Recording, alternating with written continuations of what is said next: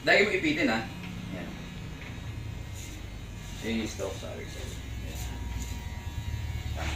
Kaya straight. Pero lahat palakas.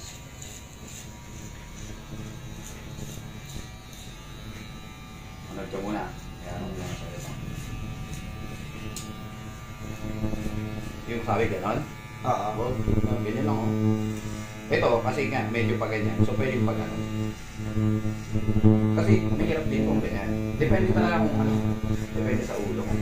Huwag naman sobrang ganyan kasi yung part dito kasi dito, na ano. Yan, pwede rin naman. Pero kung napakanipis na yung bala mo, naku, may ano na yan, may buka yan. Ito pwede pa. Kasi nagtatanggal ka pa lang ng bala. Tanda mo, ito yung pinakang fundamental ng gupit ha. Kahit anong gupit, igugupit mo, ito lagi yung stroke. Dos yan? 4.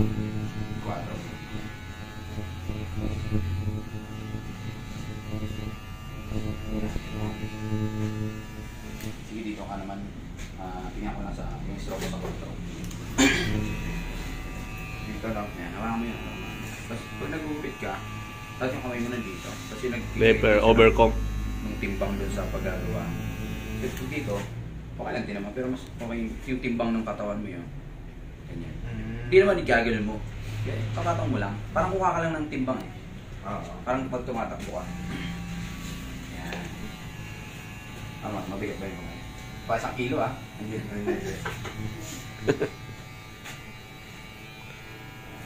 Pagdating, pag sa ilalim, ganito ah. Ganito ah.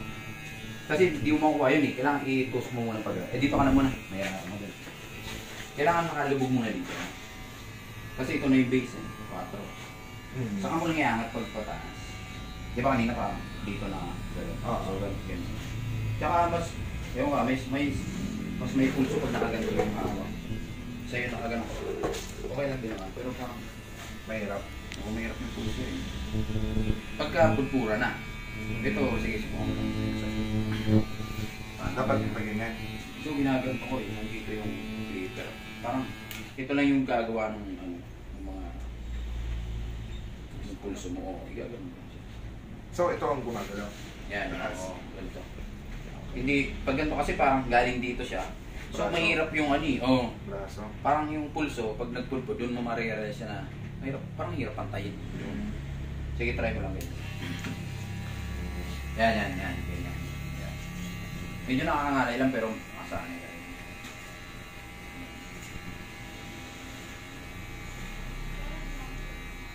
Tapos yun yung DL. Dapat mapapara yung Tapos dito,